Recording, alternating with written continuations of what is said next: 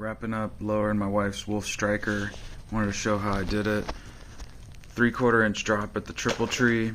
Just loosen those upper and lower bolts and be careful to measure 3/4 of an inch, because when you pair that with the rear link, that helps to keep you as close as you can to the factory suspension geometry after you drop everything. And that will help not mess with the ride quality. This rear link is for the newer model Honda Groms, as opposed to the older version, which does not fit. You might notice I flipped the rear shock upside down. That's because right side up, the air bottle wants to punch through the battery tray after you lower it. So flipped it over. Got real close to the rubber, so I took a grinding bit, took off a little over 1/8 of an inch off the eye.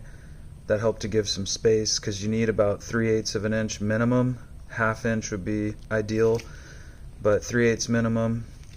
Still wasn't enough room, so I bought a longer chain, 118 link non-O-ring 428 chain.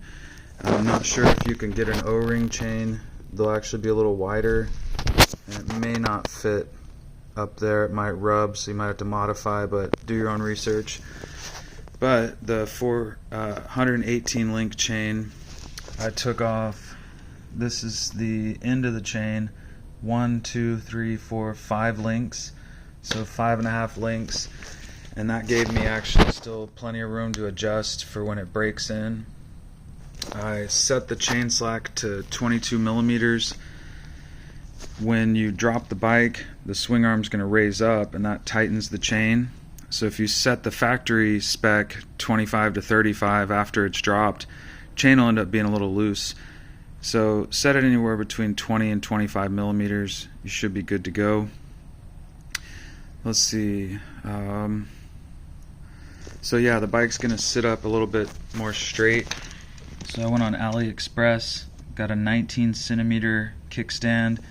It's got the spring mount on the inside, so I drilled and tapped here to take care of that. I think that's a number 12 bolt, but you could cut the inner one off, drill a hole all the way through, get a longer bolt, couple of nuts, take care of the job that way.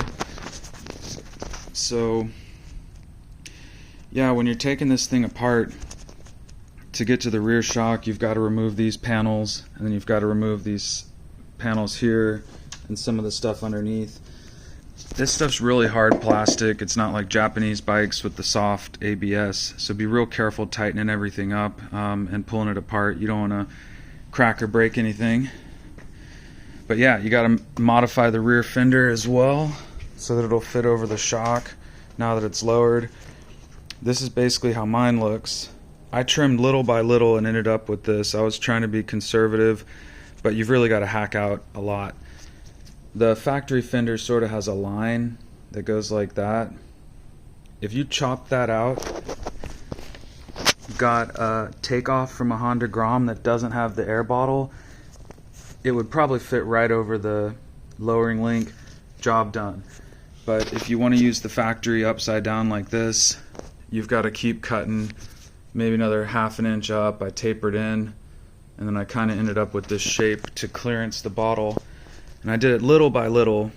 And it's funny because I ended up going all the way to this ridge, which is sort of the end, so it made me think that they probably engineered this thinking of the design I used, flipping the shock and lowering it, because if you were to just cut out literally all the way from that ridge down, that would clearance a lot of room for that bottle, and it sort of looks like they did that intentionally. So yeah, just go all the way up to that ridge, pause the video or rewind if you need to look at some more of these steps, or sort of how mine looks. But yeah, that's pretty much it. Take your time, it can be done, a little bit of modifying here and there. But there it is, Wolf Striker dropped, ready to go. I hope this helps, and thanks for watching.